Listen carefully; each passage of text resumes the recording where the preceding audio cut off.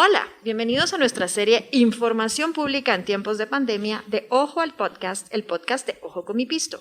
Soy Beatriz Colmenares y en este episodio Isaías Morales y yo conversaremos con el doctor Silvio Gramajo, autor de varios estudios e investigaciones sobre el acceso a la información pública, tanto en Guatemala como en otros países, y la relación que ésta tiene con la transparencia y el fortalecimiento de la democracia. Él es doctor de investigación social con énfasis en ciencia política, tiene una maestría en comunicación, es licenciado en ciencias de la comunicación, profesor universitario, columnista, consultor e investigador. Isaías Morales, reportero de Ojo con mi Pisto, por su parte, ha trabajado con la Ley de Acceso de Información Pública bajo el brazo desde que se incorporó a nuestro equipo en 2017. Así es, y por eso quisiera preguntarle, doctor Gramajo, ¿cuándo empezó usted a conocer sobre estos términos y a familiarizarse con ellos? En primer lugar, muchísimas gracias por la invitación. Vamos a hacer un poco de historia y si no soy tan claro es porque no me voy a querer ver tan viejo, pero no, es mentira. Fíjate que yo me empecé a involucrar con este tema hará tal vez 20 años, ya vamos para 21 años, fue en el año 2000, aproximadamente 2001, porque me fui a estudiar una maestría y desde el principio nos imponían la lógica de comenzar a hacer la tesis, porque yo iba con toda la idea de trabajar todo el tema de apoyo y de comprensión de lo que era la radio comunitaria en Guatemala. Pero un poco ya adentrándome a este tema y un poco también por consejo en ese entonces del coordinador de la maestría, el doctor Juan Francisco Escobedo en México. Él trabajaba y fue uno de los impulsores del Grupo Oaxaca, que era un grupo de sociedad civil y de medios de comunicación que impulsó la discusión del tema de la ley en México. Entonces, un poco conociendo y los antecedentes académicos que yo tenía, porque yo ya había sido director de la carrera de comunicación en la Landívar, él me empezó como a involucrar en este tema hasta que prácticamente me convenció. Entonces tuve que dejar el tema de radios comunitarias y meterme al tema de acceso a la información pública a partir de ese año. Para mí fue muy importante porque acompañar al Grupo Oaxaca en México implicó conocer de primera mano a grandes académicos que trabajaron por el diseño de la ley mexicana. Y luego eso me ayudó muchísimo para preparar mi tesis y para el conocimiento que actualmente tengo. Yo creo que uno de los aspectos importantes de resaltar con respecto de la Ley de Acceso a la Información Pública es su vínculo que tiene para fortalecer a la democracia y a procesos democráticos. Hablemos un poco de eso, doctor Gramajo. Claro. A ver, yo creo que acá lo que habría que enfocar es una dualidad que tiene el tema de acceso a la información pública. En primer lugar, porque es un derecho humano. Y todos sabemos que, digámosle, parte de la dimensión, porque así se le llama, de la dimensión democrática de la democracia, porque luego está la dimensión liberal, digamos. Parte de la dimensión democrática es el respeto a las libertades fundamentales. El acceso a la información pública como un derecho humano es parte de esa variedad de derechos que tenemos las personas y que son parte fundamental de la democracia como tal, porque además está relacionado con otros derechos como la libertad de expresión, como la libertad de prensa, como la libertad de opinión, como elegir y ser electo. Digamos, el acceso a la información pública ayuda a que la gente pueda obtener más información para que pueda tomar unas mejores decisiones. Ese es el primer ámbito. Pero el segundo ámbito, y uno de esos principios, es que el derecho de acceso a la información pública nos ayuda a promover que el Estado sea transparente, que el Estado se muestre, que el Estado se publique, que el Estado quede a la vista de todos. Y eso de alguna manera es un elemento que ayuda a fortalecer la democracia, porque acordémonos un poco de que hay una definición muy sencilla de la democracia de Norberto Bobbio, que dice palabras más, palabras menos, la democracia es el sistema del ejercicio del poder público en público. O sea, no es posible pensar y entender la democracia en aquellos funcionarios que se esconden, que se ocultan o que ocultan algo.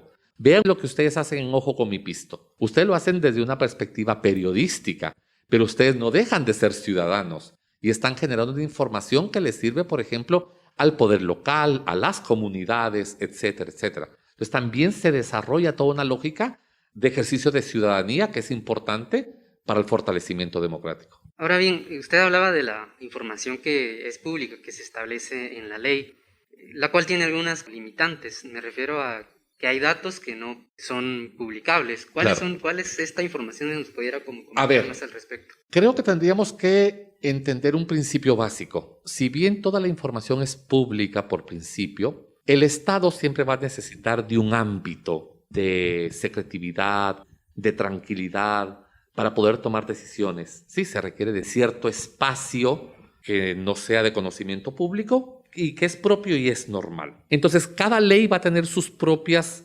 excepciones o sus propias limitaciones. Normalmente, estas están dirigidas en el orden a resguardar la seguridad nacional, el resguardo de la información de asuntos diplomáticos, que es muy normal que en los asuntos diplomáticos hayan negociaciones que se requiere de cierta secretividad. Y luego, pues ya cuando el negocio o la decisión de ambos países o de los intervinientes ha quedado finalizada, pues entonces ya se conoce ese proceso.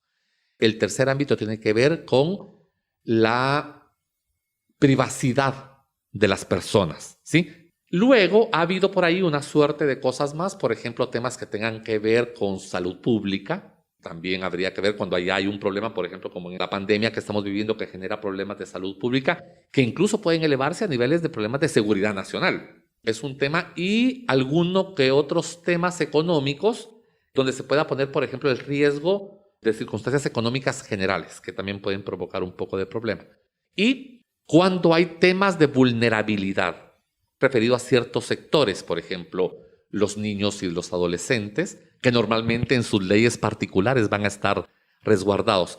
Y todo aquello que tenga que ver con el ámbito de inteligencia, por supuesto, porque si no pones en riesgo la capacidad de investigación criminal o de inteligencia de los estados.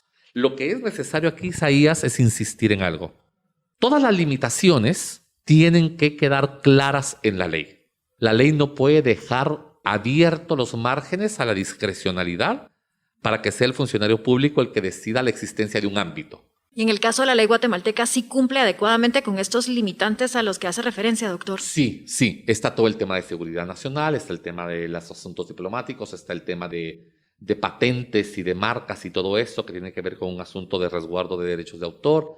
Está abierto ahí un poco a la lógica, digámosle, de reservas de otras leyes, se pone, y es precisamente para resguardar todo el tema que tiene que ver con el Código de la Niñez y de la Adolescencia durante la investigación judicial, que eso ya lo maneja la ley del organismo judicial. Sí, Guatemala de alguna manera cumple un poco con eso, porque hay que ver que la ley de Guatemala fue aprobada después de otras leyes, y justamente gracias a Dios estas leyes anteriores fueron las que fueron permitiendo ir mejorando las cosas, que también pueden meterse goles, pero hay todo un plan, digámosle, de saber o de conocimiento de gente experta que cuando se va a aprobar una ley ya pues se han ido mejorando las cosas. Hablemos un poco sobre otras instituciones donde se realiza algún tipo de cobro por información, que en este caso es información que son estadísticas vitales. ¿Qué hacer para cambiar esta actitud, doctor?